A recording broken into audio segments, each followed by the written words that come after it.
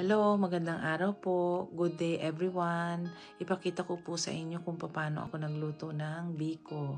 Ayan ang ingredients: 1 kilo glutinous rice o malagkit, 500 grams brown sugar, 2 cans ng coconut milk, at 250 toasted desiccated coconut at ang pandan leaves na gumawa po ako ng nut para ilagay sa sinaing na malagkit o yung glutinous rice.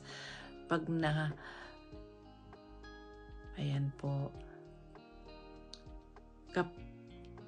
Naglagay din po ako ng optional lang 1 can jackfruit. Ayan, nahugasan ko na po ang malagkit. Ilagay na ang 2 cans of coconut milk. Halu-haluin. Ilagay na po ang pandan leaves. Haluin po para kumalat ang coconut milk. Then isaing. Ayan po, takpan, isaing. And then halfway po yan, haluin nyo para hindi masunog ang ilalim ng malagkit. Then hiniwa ko na po guys yung jackfruit. Naglagay po ako ng brown sugar, konting water and jackfruit. Then hayaan kumulo. Pag kumulo na, ayan, ilagay na po ang sinaing na malagkit o yung glutinous rice. Tanggalin na po yung pandan leaves. Then kapag makunat na po, i-plate na po yan.